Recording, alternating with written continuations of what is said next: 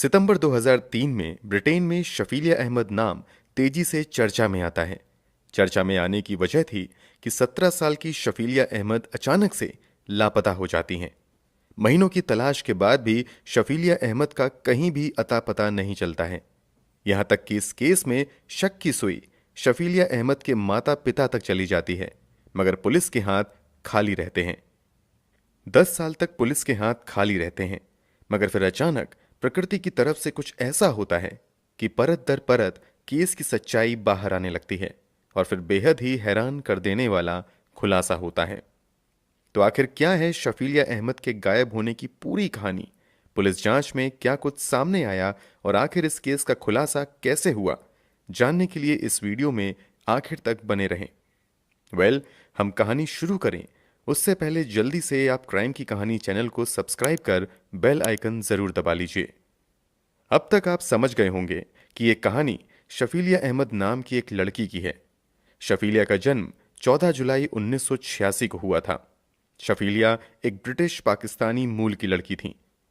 शफीलिया अहमद के पिता इफ्तिकार अहमद मूल रूप से पाकिस्तान के गुजरात जिले के उत्तम गांव के रहने वाले थे। लगभग 20 से 22 साल की उम्र में इफ्तिकार रोजगार की तलाश में ब्रिटेन चले आते हैं। यहीं रहते हुए काम करने के दौरान ही इफ्तिकार को विदेशी मूल की एक लड़की से प्यार होता है और वो उसी से शादी कर लेते हैं। बहुत जल्द इफ्तिकार एक बच्चे का पिता भी बन जाता है, मगर जब वो वापस पाकिस्तान जाता है और अपनी शादी के बारे में घर वालों को बताता है तो घर वाले इस शादी को मानने से इनकार कर देते हैं। फिर इफ्तिकार के घर वाले इफ्तिकार पर पाकिस्तानी लड़की से दूसरी शादी करने का भारी दबाव बनाते हैं।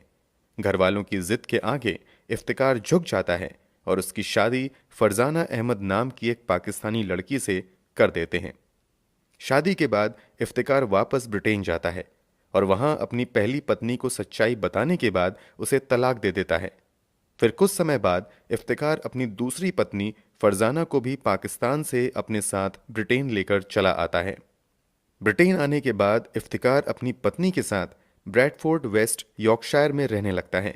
यहीं रहते हुए 14 जुलाई 1986 को शफीलिया अहमद का जन्म होता है।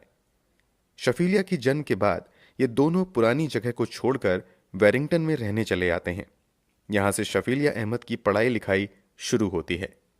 इस बीच इफ्तिकार का परिवार भी बड़ा होता है और घर में 2 और बेटियों का जन्म होता है।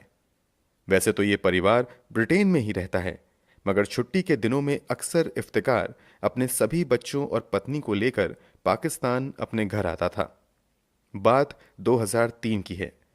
अब तक शफीलिया अहमद की उम्र 17 साल हो चुकी थी और वो कानून की पढ़ाई कर रही थी। इसका सपना वकील बनने का था। जब शफीलिया और दूसरे बच्चों की छुट्टी होती है तो 18 फरवरी 2003 को शफीलिया अपने परिवार वालों के साथ पाकिस्तान वापस आती हैं। पाकिस्तान ट्रिप के दौरान ये परिवार एक पारिवारिक शादी समारोह में भी शामिल होता है। इस शादी के कुछ ही दिनों बाद शफीलिया अहमद के साथ एक बड़ा हादसा होता है। दरअसल वो गलती से फिनाइल पी लेती हैं। इस कारण उसका गला पूरी तरीके से जल जाता है। शुरू में कहा जाता है कि शफीलिया अहमद पर उसके माता पिता ने एक पाकिस्तानी लड़के से शादी करने का दबाव बनाया था। इसी कारण जान देने के लिए शफीलिया ने फिनाइल पी ली, मगर बाद में माता पिता दावा करते हैं कि दरअसल जिस बोतल में अमूमन पानी रखा होता था, उसी एक पुरानी बोतल में घर की साफ सफाई के लिए किसी ने फिनाइल रख दी थी। रात के अंधेरे में